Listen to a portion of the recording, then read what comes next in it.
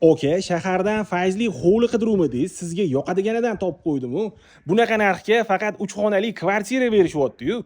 3 sotix 6 ta xonadan iborat. Hovlimizga kirishimiz bilan bu yoqda o'ng tomonda koridor, koridorimizdan o'ng tomonga kirganimizda bitta katta zalimizni ko'rishingiz mumkin. Zalimizdan bo'lsa 3 ta spalniyaga o'tib ketiladi. Bolxonamizda ham bitta xona qilib qo'yilgan ekan. Koridorimizdan chap tomonga yurganimizda bitta katta zal, uni yonida bo'lsa детская spalnya uchun ham xona qilib qo'yilgan ekan. Hovlimizdan etek tomonida bo'lsa oshxona, uni yonida bo'lsa razdельный sanujolarimizni ko'rishingiz mumkin. Hovlimizda shunaqa chiroyli qilib zелёный zona qilingan ekan. Bu yerda tapchanlarni ham ko'rishingiz mumkin. Yoz issiq kunlarida maza qilib dam olib o'tiradigan joy qilib qo'yilgan ekan. Hovlimizning fasadini eni 10 metr, uzunligi bo'lsa 30 metrni tashkil qiladi. Mahallamizni ko'rib turganingizdek, juda ham fayzli va juda ham tinch mahalla, shunaqa bagati, o'zbekona mahallada joylashgan. Hozir aytib o'tganimdek, uyimizning fasadini eni 10 metr, uzunligi bo'lsa 30 metrni tashkil qiladi. O'zini bu yerda peridomovaya territoriyalari ham bor, shunaqa archalar ekib qo'yilgan ekan.